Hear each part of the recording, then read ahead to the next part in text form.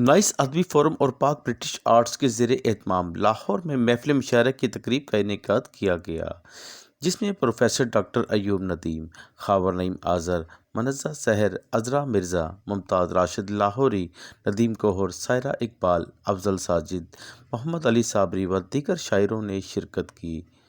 محفل مشاعرے کی تقریب میں شاعروں نے اپنے شعر پڑھ کر سنائے اور خوب داد وصول کی۔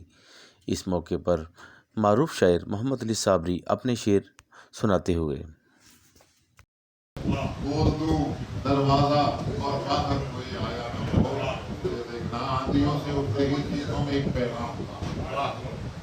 آندھیوں سے اٹھ رہی چیخوں میں ایک پیغام تھا، ریت کے کچے گروندوں میں کوئی رہتا نہ،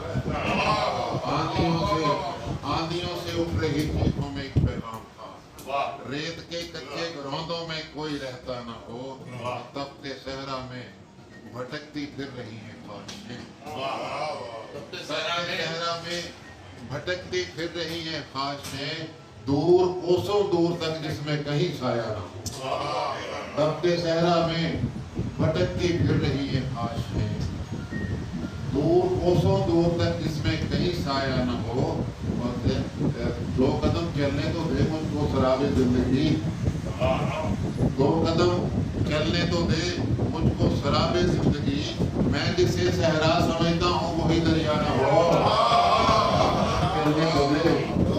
دو قدم چلنے تو دے مجھ کو سراب زندگی۔